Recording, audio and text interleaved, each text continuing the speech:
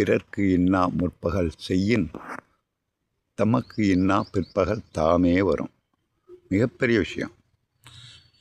இன்றைக்கி நம்ம நினச்சிக்கிட்டு இருக்கோம், ஒருத்தனுக்கு ஏதோ ஒரு வகையில் துரோகம் பண்ணிட்டேன்டா, அவனை தலை எடுக்கவே வைக்கக்கூடாது, இதோடு ஒழிஞ்சான் அப்படின்னு ஏதாச்சும் ஒரு நினச்சி ஒரு தீங்கு செய்கிறீங்கன்னு வச்சுங்க.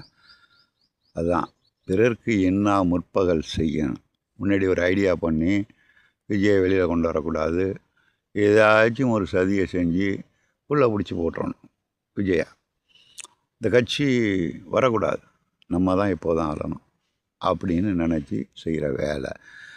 தமக்கு இன்னா பிற்பகல் தாமே வரும். உடனே ஆப்பு புரிஞ்சிங்களா? அரசன் அன்று கொள்வான் தெய்வம் நின்று கொள்ளும் ஒரு பழமொழி இருக்குது, புரியுங்களா? அரசன் ஒருத்தன் தப்பு செஞ்சால் உடனே தூக்கு தண்டனை கொடுத்து கொன்னுடுவான் ஒரே நாளில். தெய்வம் நின்று கொள்ளும். இவன் என்னென்ன ஆட்டம் ஆடுறான்னு கடவுள் பார்த்துக்கிட்டே இருப்பார் அவனுக்கு. அதுதான் அரசன் நின்று கொள்வான் தெய்வம் நின்று கொள்ளும்னா என்ன? நின்றுக்கிட்டு இருக்கிற கொள்ளும்னு அர்த்தம் கிடையாது. காலத்தை கொடுக்கும் அவனுக்கு. நீ என்ன தான் ஆட்டம் ஆடுவியா, ஆடிக்கிட்டே இரு, உனக்கு நான் வச்சுக்கிறேன் ஆப்புன்னு நினைக்கும்.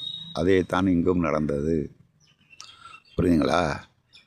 பிறகு புதுசாக கட்சியாரம் எவ்வளோ பெரிய எதிரியாக இருந்தான்னா சார், அறத்தோடு போராடணும். அதுதான் அறம் பற்றிய நூல் தான் சார்பறம் என்ற ஒரு அறம். அதான் பொருட்பால். வள்ளுவராக அப்படி சொல்லியிருக்காரு அப்படின்னு நினைக்கிற அளவுக்கு இருக்கும்.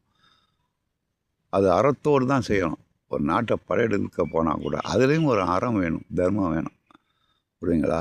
ஒருத்தனை சிக்க வைக்க என்னென்ன தந்திரம் செய்யணுமோ அவ்வளோது செஞ்சு சிக்க வச்சு நம்ம தப்பிச்சுக்க நினச்சா அதே துன்பம் அவனுக்கு தாமே வரும்னார். பிற்பகல் அடுத்த காலம் முதல்ல நீ செஞ்சிட்ட, அடுத்த தப்பு ஓ மேலே தானே உனக்கு வந்துடுச்சு. காவல்துறை